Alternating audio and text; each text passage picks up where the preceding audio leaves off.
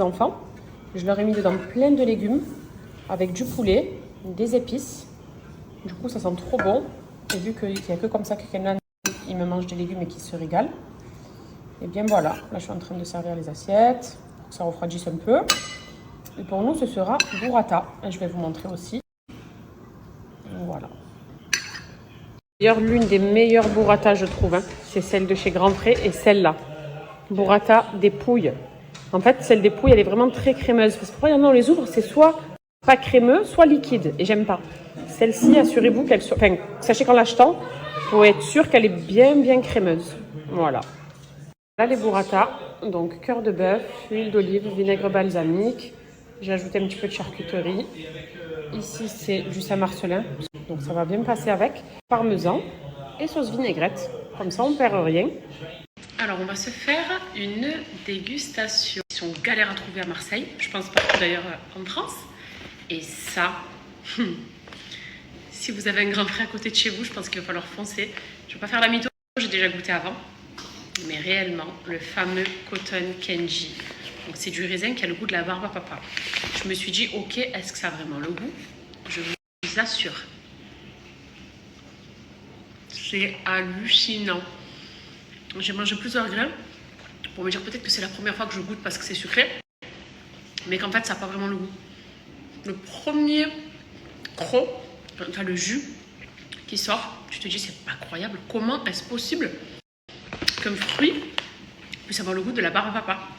Bon, vous savez que je suis dingue de la barbe à papa, j'aime trop ça, et j'aime beaucoup le raisin aussi. Mais alors ça franchement je vous parlais de burrata tout à l'heure, où je suis Grand Pré.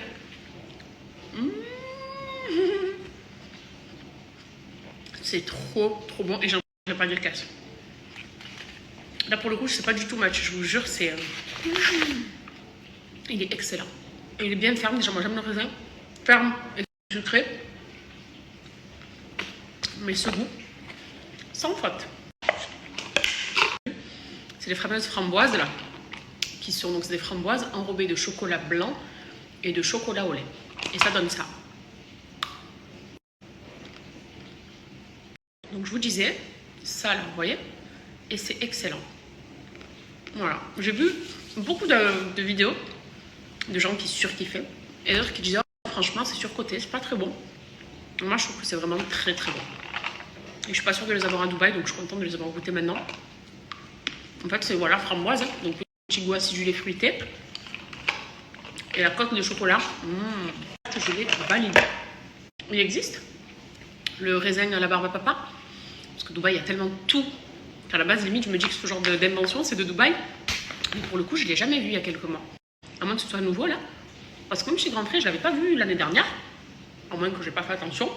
Oh là là. Pourtant, j'ai encore de la framboise dans les dents. Du chocolat, mais j'ai quand même le goût de la barbe à papa. Ce midi, raisin. Je vais encore me manger... Allez. Ouais, voilà. Je vais en garder un peu. Je vais me faire ça. Et voilà, il y a eu un beau soleil ce matin, là il fait temps gris, c'est pas beau. Donc c'est journée maison tranquille. Les petits sont à la sieste, c'est pour ça que je suis là. Et voilà, je fais la coupe que je vous ai dit que j'aimais me faire hier là. C'est trop beau comme ça.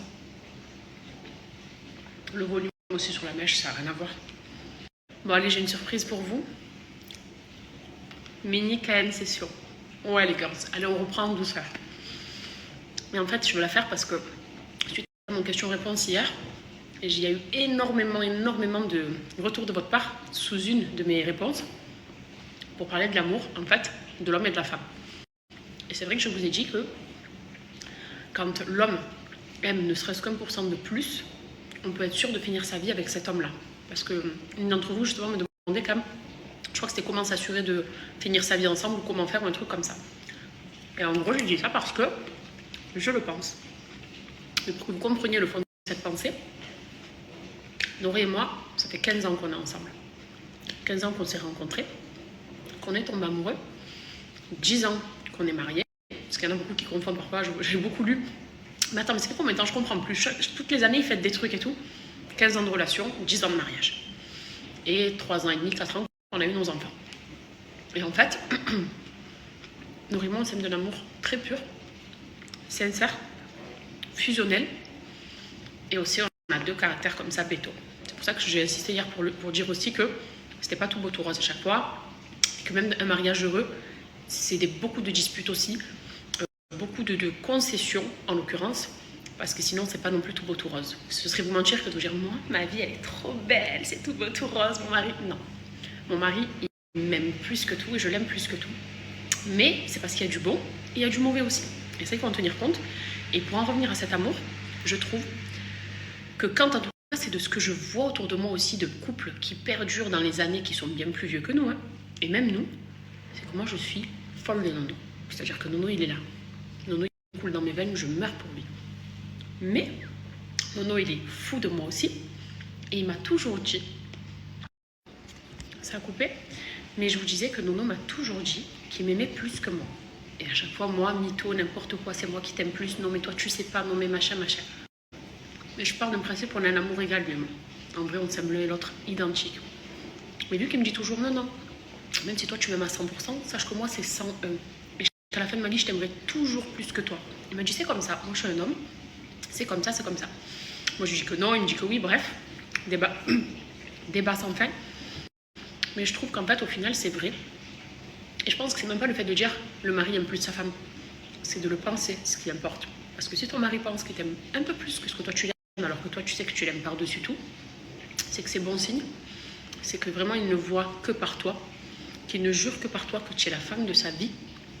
Et que si jamais tu devrais disparaître de sa vie, ça va le tuer. Et si ton mari pense de cette façon-là, tu peux être sûr d'aller jusqu'à la fin de ta vie. Et encore une fois, je ne parle pas en me disant, parce que moi je sais rien du tout, demain je peux mourir, Nono peut mourir, on ne sait pas ce qui peut se passer dans la vie. Hein. Mais grandir dans son couple en ayant cette mentalité, c'est ce qui fait que tu iras jusqu'au bout dans ton couple. Moi je pense ça. Et je sais que, parce qu'en fait ça a suscité beaucoup de réactions de votre part.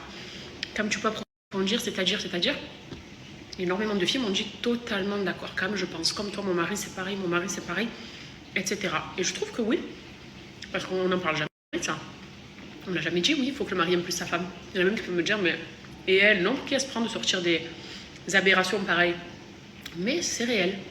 Et une fois, c'est dans sa façon de penser. Il faut. Si votre mari a cette façon de penser, votre petit copain, pour l'instant, votre chéri, même votre flirt, que vous êtes en train de flirter, il n'y a même pas eu de rencard encore, que c'est juste texto, snap, ça peu importe. Ben, il faut avoir cette mentalité. Je reprends. Il y a énormément de femmes, et ça souvent ça me brise le cœur, quand je vois des femmes amoureuses, sincèrement, de tout leur cœur, de leur trip, qui donnent leur vie pour le bien de leur couple, et que tu vois les maris qui les aiment pas suffisamment, ou alors qui pensent à d'autres, ou qui rêvent d'autres, qui pensent à d'autres, ça revient au même. Et je me dis, purée, elle est là, elle aime sincèrement, et regarde, les mecs, ils pensent à 1 million de femmes en même temps, où ils s'en foutent, où ils considèrent pas leur femme à leur juste valeur, alors que c'est des pépites. Et vice-versa, ça peut aussi être chez les femmes et chez les hommes. Ça peut arriver aussi qu'un homme il soit hyper sincère et que la femme elle soit comme ça. Ça arrive, il faut dire ce qui est comme ça. Il ne faut pas continuer jusqu'au bout. Ça ne sert à rien. Parce que tu te dis, moi, vous savez comment je pense aussi, je me suis toujours dit quoi. Je suis très contente que Nono, entre guillemets, soit fou de moi, mais que je sois aussi folle de lui, parce que je me dis, quand on prendra de l'âge, quand on aura l'âge de nos parents, 60 ans, etc., si durant toute ta jeunesse déjà, ta femme ou ton mari pensait à d'autres, voyait un peu ailleurs, et ne te mettait pas sur leur tête. C'est-à-dire que moi, Nono et moi, on se met sur notre tête, moi, depuis que j'ai 16 ans. Et j'en ai 31. Mais tu te dis, si jeune comme ça commence à être un peu tangent. Mais quand tu as 60 ans, que tu as beaucoup d'expérience, les enfants qui ont grandi, peut-être des difficultés dans la vie, peu importe, on ne sait pas, une santé moins bonne que quand on est jeune, machin, mais qu'est-ce que ça va être? Alors que c'est dans ces âges-là où justement tu te dis, waouh, on est tous d'accord, quand on voit parfois des vidéos sur les réseaux de couples qui montrent leurs photos de leur mariage dans les années 80 et que tu les vois, ils ont 60, 70 ans, ils sont encore fous l'un de l'autre, ils se font des câlins, ils se font des bisous, je me dis waouh, c'est le goal, on est d'accord. Mais ça, je pense que c'est parce que depuis qu'ils sont tout jeunes ou depuis leur début de relation, ils sont fous l'un de l'autre, c'est tout. Et peut-être parce que monsieur a son petit pourcentage en plus d'amour qui fait perdurer le couple. On est sentimental, on donne trop notre amour et souvent, sans avoir la même chose en retour, ça arrive souvent. On va conclure comme ça. Si monsieur vous dit non, c'est moi qui t'aime plus que toi, dites ok Habibi, ça me va, mais alors aime-moi 1% plus, comme ça je suis sûre que tu me traiteras comme une princesse et que toute ta vie, tu me regarderas avec les yeux de l'amour. Voilà. Pour faire un peu genre, mais non, non, c'est moi, non, c'est moi, non, c'est moi. Mais vu que l'homme aussi, il aime bien avoir le dernier mot, bah ok, sur ce coup-là, je tiens ma tête.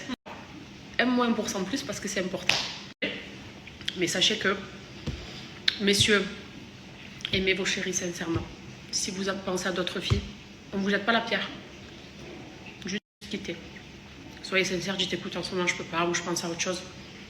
Avant de faire vraiment des dégâts pour plus tard. Pareil, une fille elle pense à son ex, ou elle pense à un béguin qu'elle veut mais qu'elle n'a pas parce qu'elle a ce mec actuel. Peur ou par crainte ou par je ne sais quoi, ça n'amène jamais rien de bon. Alors qu'on peut totalement recommencer quelque chose avec la personne. Et vous êtes jeune là, vous voyez cette story, que tout ne sera pas tout beau, tout rose. Mais qu'est-ce qui va rendre votre amour comme ça, du béton. Ça veut dire de la pierre. Croyez en votre couple, croyez en votre relation. Et ce sera le mot de la fin. Mais je vous dis à tout à l'heure. Je vais me poser un peu dans la télé parce que tout le monde est à la sieste.